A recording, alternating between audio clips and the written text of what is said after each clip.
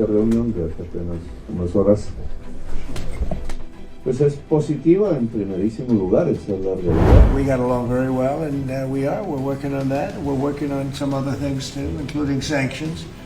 Washington, 3 de febrero, una reunión entre el presidente de Estados Unidos y el presidente de Colombia. Cámaras afuera, protocolos, sonrisas medidas, pero puertas adentro, la conversación no giró solo en torno a diplomacia. Sobre la mesa aparecieron 3 nombres. No eran empresarios, no eran congresistas, no eran diplomáticos, eran jefes de guerra. Iván Mordisco, Pablito, Chiquito Malo, 3 comandantes de estructuras armadas ilegales que fueron definidos como objetivos de alto valor conjunto para Colombia y Estados Unidos. Eso significa inteligencia compartida, seguimiento internacional y una eventual persecución coordinada. El ministro de Defensa confirmó que Estados Unidos ofreció apoyo en la búsqueda. Y el presidente Petro fue más allá. Habló de una multinacional de la cocaína. Dijo que esos capos no viven necesariamente en Colombia y pidió coordinación global para incautar bienes y capturarlos. Creo que la reunión salió mejor de lo que se esperaba. Después de los antecedentes que se dieron en la llamada, pues, y también como lo que pasó con Maduro, había como esta amenaza de ¿será que le va a pasar a Petro lo mismo? Y no fue así, pero también hay unas exigencias clarísimas del gobierno de Estados Unidos a las que Petro pues se termina un poco plegando. Él reanudó los operativos ha dado operativos con bombardeos durante varios meses ya, y eso es una cosa que, según contó el País América, hubo una comisión diplomática que se movió para que pues unas exigencias del gobierno Trump las cumpliera el gobierno colombiano, entre ellas reanudar los bombardeos, entre ellas la fumigación con glifosato con drones, algo que el gobierno ya ha empezado a intentar hacer, y yo creo que pues el cumplimiento de este tipo de condiciones hacen parte de una estrategia del gobierno Petro de mostrarle resultados también a Trump para evitar una escalada en esa relación. Para Donald Trump y el gobierno norteamericano existe una, digámoslo, lucha internacional por algo que desde el 2000 o antes llamaban los terroristas. Terrorista no es aquel que dispara contra Estados Unidos, que los ataca como Bin Laden, sino actores que con sus actos destruyen, digámoslo, a Norteamérica y destruyen la población. En este caso, la droga se ha convertido entonces en un factor que ataca la salud, que causa más muerte incluso que cualquier otro hecho en Norteamérica. La gente muere más por el consumo de droga que por atracos o por asesinatos en los colegios o por cualquier cosa que ocurra allí. Y eso ha llevado entonces a que el gobierno norteamericano establezca que la causa de esas muertes en Estados Unidos pues es la droga que lleva. Colombia es uno de los países que más produce el droga en el mundo. En este caso estamos hablando de cerca del 70%, según la información mundial, se produce en Colombia. Un 70% de ese 70%, es decir, la mitad de la droga del mundo se produce en el sur del país.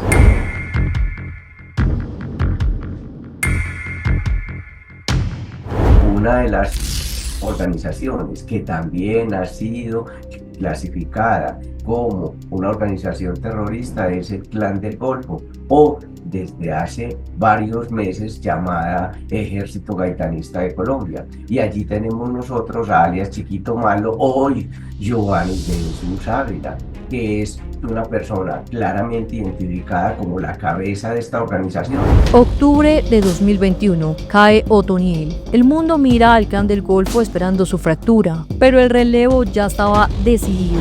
Giovannis de Jesús Ávila Villadiego, alias Chiquito Malo, nacido en Urabá, la cuna del paramilitarismo moderno en Colombia, formado en las AUC, reciclado en la estructura que luego se consolidaron como Autodefensas Gaitanistas de Colombia.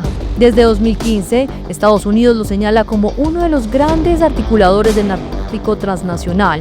En 2018 solicitó su extradición y en enero reciente la Corte Suprema avaló su entrega, pero la decisión final quedó en manos del presidente. Aquí empieza la paradoja. Mientras es objetivo de alto valor para Washington, en Colombia su orden de captura fue suspendida dentro del marco de diálogos sociojurídicos. Un hombre buscado por la DEA, pero interlocutor en procesos de paz. Ha sobrevivido a cercos militares, a la operación Agamenón y a múltiples intentos de captura.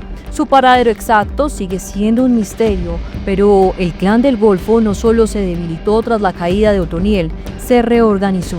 Hoy mantiene control territorial de redes de narcotráfico y economías ilegales que superan fronteras. El Clan del Golfo, EGC o AGC, es considerado la estructura armada más grande del país. Controla corredores estratégicos de tráfico hacia Centroamérica. La operación Agamenón intentó capturarlo durante años sin éxito. Es muy importante decir que en Colombia está en cabeza del presidente de la República el hecho de considerar tanto de suspender las órdenes de captura para poder nombrarlos en mesas de negociación o demás, como la captura, judicialización y envío a Estados Unidos o a otro país que lo pida en extradición. Es el presidente de la República quien determina eso. Tanto Daniel Peña como el señor Sánchez nos hablaron a nosotros que en Colombia se iba a respetar los derechos que la ley le entrega a las personas que negocian la paz o que entregan información importante o que están en procesos de diálogo o lo que sea. El gobierno de Gustavo Petro ha tenido una disposición de, a pesar de que internacionalmente se tenga órdenes de captura, como por ejemplo con Araña, pues se tienen las cárceles y se va a mantener esa decisión hasta cuando sea conveniente para el gobierno colombiano mantenerla. Por lo tanto, en el caso de Chiquito Malo, lo raro que tiene esos tres casos, no hay problema, por ejemplo, con Pablito, alias Pablito, que está siendo perseguido y si es capturado incluso puede extraditarse, o lo mismo pasa con Iván Mordisco. Pero en el caso de Chiquito Malo es una persona que le habían suspendido las órdenes de captura, la extradición, precisamente porque hacía parte como de esa mesa de negociación que desde septiembre pasado estaba instalada.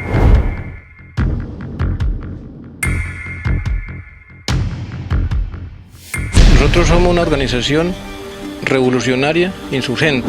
Alias Pablito, que hace parte de esa organización y de esa estructura. Estamos hablando de Gustavo Giraldo, que es una persona que tiene dominio sobre el territorio fronterizo entre Colombia y Venezuela, que es donde se produce la droga y por lo tanto es muy fácilmente relacionar entre una organización terrorista, ELN, por el vínculo que tiene con el narcotráfico. Si el ELN tiene un rostro duro, es el de Gustavo Aníbal Giraldo, alias Pablito. Nació en el Sarare, se vinculó al ELN en los años 80 y ascendió hasta convertirse en uno de los comandantes más poderosos de la guerrilla. Por lo que este bandido significa, por lo que le ha hecho al país, por lo que significa esa organización criminal y narcotraficante.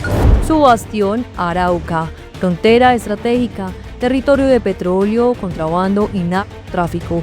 En 1989 fue señalado por coordinar el asesinato de Monseñor Jesús Emilio Jaramillo, un crimen que marcó la historia del departamento. Décadas después, su nombre volvió a sacudir el país. 2019. No descansaremos hasta capturar y llevar a la justicia al resto de los terroristas involucrados y les notifico a esos criminales que les espera el repudio social, el rechazo de todos los colombianos y la comunidad internacional y el castigo ejemplar de la justicia. Atentado contra la Escuela General Santander, 22 muertos. Carro bomba dentro de la General Santander. Este hecho rompió los diálogos de paz con el gobierno de Iván Duque. Pablito ha sido descrito por analistas como uno de los sectores más radicales del ELN. Aunque ingresó al Comando Central, siempre mantuvo poder propio en el Frente de Guerra Oriental. Incluso circularon rumores de su muerte en Cuba, pero reapareció y hoy sigue siendo una pieza clave. El ELN es una organización que está concentrada en estos momentos en la frontera colombo-venezolana y que el que aparece como cabeza visible es alias Pablito. Las otras personas que lo más seguro también lo acompañan y que hacen parte del Estado Mayor Central en esos territorios, pues son más ideológicos y además pueden tener menos fuerza que alias Pablito, pero él es el que se reconoce en este territorio. La información que nos presentan y que dan a conocer es que allí se concentra buena parte del Ejército de Liberación Nacional, y dado que más del 50% está precisamente en la frontera y que alias Pablito es el que coordina, dirige ese gran frente en la frontera, pues es el más visible de todos. Pero recordemos que el Ejército de Liberación Nacional no solamente tiene presencia allí, sino que también está en Chocó, en el norte de Antioquia, en el sur del país hay también presencia, en otros territorios, y el asunto es que no tienen tanta fuerza como lo tienen en estos momentos. Se debe esa fuerza a varias razones. La primera es que el ELN se ha convertido en una guerrilla binacional y por lo tanto la frontera colombo-venezolana es la que se presenta estratégicamente más importante con ellos, al punto incluso de declararle la guerra al Frente 33 de las FARC, y en ese sentido pues hacer una guerra con la intención de convertirse en dominadores de todo ese territorio, aliados un poco con el gobierno venezolano, ¿cierto? O con las Fuerzas Armadas venezolanas, y que en medio de estas dificultades que se ha tenido con la captura del presidente o el secuestro del presidente Nicolás Maduro, pues ha hecho que se muevan entre la frontera entre Venezuela y Colombia, y que por lo tanto esté hoy tan movido ese asunto. Y entonces el que lidera todo esto es alias Pablito, quien ha sido entonces el jefe militar.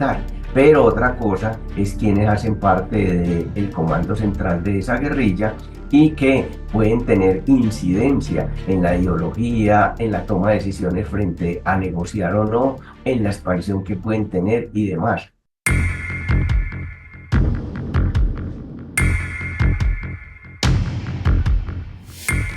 Iván Mordisco, que es Néstor Gregorio Vera.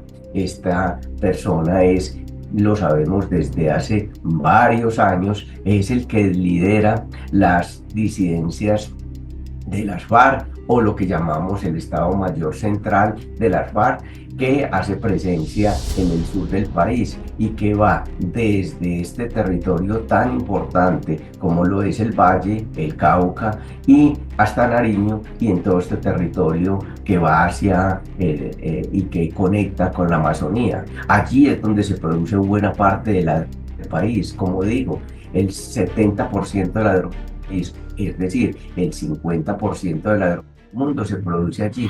Esta social la han criminalizado con el cuento de vándalos. Y pues nosotros igualmente somos de la misma forma. Néstor Gregorio Vera Fernández, alias Iván Mordisco, fue el primer comandante de las FARC en apartarse del acuerdo de paz. Mientras otros entregaban armas, él decidió quedarse en la guerra. Especialista como francotirador y explosivista, formado en el Frente Primero. Su ascenso comenzó en 2008 cuando asumió liderazgo tras capturas internas. En 2022 se consolidó como un comandante del Estado Mayor Central, una disidencia con cientos de hombres armados, control de corredores estratégicos, rutas del narcotráfico en el sur del país. Mientras el gobierno intentaba avanzar en la llamada paz total, el EMC se dividió. Algunas estructuras quisieron negociar, otras, bajo el liderazgo de Mordisco, se levantaron de la mesa. Y en diciembre, la Fiscalía emitió orden de captura por genocidio contra el pueblo indígena Nasa en el norte del Cauca. Mordisco no solo es un disidente, es el símbolo de la fractura del acuerdo de paz. Mordisco no se cobijó ni entró al proceso de paz. Iván Mordisco, de hecho, nunca entró al proceso de paz. Él se salió del proceso de paz en febrero del 2016, es decir, meses antes de la firma. Él anunció que no iba a entrar y se llevó a varios hombres del Frente Primero con él. Entonces, él en realidad no entró al proceso, nunca estuvo de acuerdo con las zonas tales, que eran estos campamentos en los que los guerrilleros debían dejar las armas. Él nunca estuvo de acuerdo con eso, y él además lideraba una zona muy importante pues en Guaviare, en el sur del país, que pues era el Frente Armando Ríos, un frente muy poderoso, y él no entró. Entonces, él apenas anuncia esto en febrero de 2016, arranca todo un trabajo de coordinación con otros grupos o otros líderes que se fueron saliendo del proceso, como por ejemplo Gentil Duarte, que fue comandante del Frente Séptimo de las FARC, luego con otros que se fueron expulsados por el Estado Mayor Central de las FARC en diciembre de 2016, es decir, un mes después de la firma. Arrancó todo un trabajo de coordinación entre ellos y ellos empezaron a crecer, y Mordisco, empezó a crecer y pues a ganar más fuerza. Y actualmente él no está, eso también hay que aclararlo, no está en un proceso de paz. El gobierno de Gustavo Petro les reconoció, les dio estatus político a las disidencias, y en su momento él hacía parte de una estructura grande que se hacía llamar el Estado Mayor Central, en la cual estaba un líder también llamado Calarcá, pero lo que sucedió hace varios meses es que se partieron, se dividieron, y Calarcá, quien hoy comanda una disidencia que se llama el Estado Mayor de Bloques y Frentes, sigue negociando con el gobierno, pero Mordisco particularmente se paró de la mesa y no está negociando. Lo que hemos visto y lo que pasó el año pasado, durante todo el año, es que hay una arremetida militar fuertísima contra él, la fuerza pública está concentrada en eso, Pedro Sánchez, el ministro de Defensa, tiene una recompensa altísima por su cabeza, es decir, se volvió un objetivo de alto valor, y están persiguiéndolo, no negociando con él. Y pues en eso yo creo que se nos va a ir los meses que le quedan al gobierno Petro.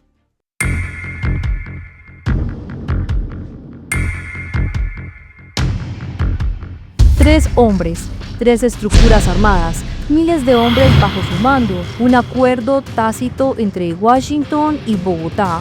Pero la pregunta clave es otra. Si no están en Colombia, ¿dónde están? ¿México? ¿Venezuela? ¿Europa? Petro habló de ciudades del lujo. Y cuando el dinero cruza fronteras, la guerra también. Estamos entrando en una fase de persecución financiera global. ¿Por qué capturar a estos hombres no solo implica operaciones militares, implica golpear su red económica, y eso podría cambiar el equilibrio criminal en Colombia? A pesar de que la visita de Gustavo Petro fue el 3 de febrero y que hoy ya se ha recorrido más de 10 días en torno a eso, y además que ellos avisaron que en 2 meses iban a neutralizar muchas de esas cabezas, lo raro es que en estos momentos no esté funcionando esto y que no se conozca y que se guarde silencio. Tenemos mucho silencio, primero, frente a esa lista, que no la conocemos. 2, frente a qué están haciendo. Pensamos que al día siguiente, el 4 de febrero, con el ataque que se dio al ELN en el sur, como en el Catatumbo, pues iba a mostrar que iban a continuar de esa manera, pero hasta el momento los enfrentamientos de la fuerza pública con estas organizaciones armadas y en la búsqueda de dar neutralización no se conoce información, y eso hace entonces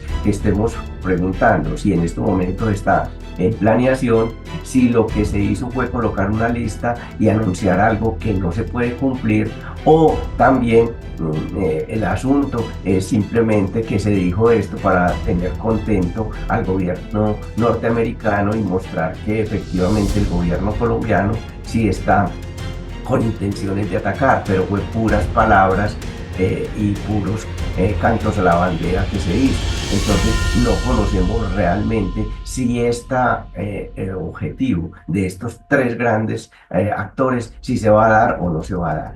Entonces, es que si en cualquier momento ocurre eso y se empieza a dar captura o neutralización de una lista que aparezca y que efectivamente hace, pues el país entraría en una situación de guerra muy fuerte, porque los diversos actores van a tratar de protegerse, de cuidarse y además de enfrentar al Estado colombiano para que sus máximos líderes pues no sean capturados o neutralizados. Eso sí, porque ellos son los que están allí y son los que tienen que tomar decisiones.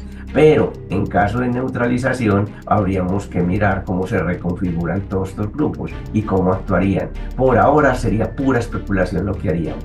Si algo tensa la paz total, pues es esta relación, o pues esta relación con Estados Unidos, particularmente pues por varios temas. Primero, porque pues el gobierno de Estados Unidos está interesado pues en la extradición de muchos de los cabecillas de estos grupos, y pues los grupos no quieren que eso suceda y tratan de presionar para que no pase, como por ejemplo con el caso de Araña, vuelvo insisto, el de Putumayo, cabecilla de Putumayo. También porque el gobierno de Estados Unidos ha exigido que el gobierno colombiano le quite el estatus político a guerrillas como el ELN y también a las disidencias de las FARC, y al presionar con eso, pues el estatus político es, digamos, el soporte para que el gobierno pueda negociar un acuerdo con estos grupos. Ante esa exigencia de quitarles el estatus político, lo que puede pasar es que estas mesas de negociación, que ya de por sí están súper enredadas, se enreden todavía más. Entonces, claramente este tema de la relación con Trump tensa la paz total, que ya venía mal. O sea, digamos, de las 9 mesas de negociación que el gobierno ha abierto, en realidad podemos hablar de que solo la del Plan del Golfo, que no es una mesa, sino un diálogo sociojurídico, y la negociación con el Estado Mayor de Bloques y Frentes de Calarcá es lo que se mantiene. De resto, bueno, y la mesa con la coordinadora bolivariana en el suroccidente, eso es lo que se mantiene. De resto, lo que vemos es un panorama difícil, con muchísimas trabas para poder avanzar con estos grupos, y con un gobierno como el de Trump presionando con lo que ya mencioné, haciendo todavía más costoso para el gobierno de Petro continuar estas mesas. 3 nombres sobre la mesa en Washington. Lo que está en juego no solo son las capturas, es el futuro del conflicto colombiano, porque cuando las potencias entran en el tablero, las fichas pronto empiezan a caer. La pregunta es, ¿quién caerá primero? ¿Iván Mordisco, Pablito o Chiquito Malo? Déjanos tu opinión en los comentarios, suscríbete si quieres más contenido como este y no olvides activar la campanita. Nos vemos en el próximo episodio.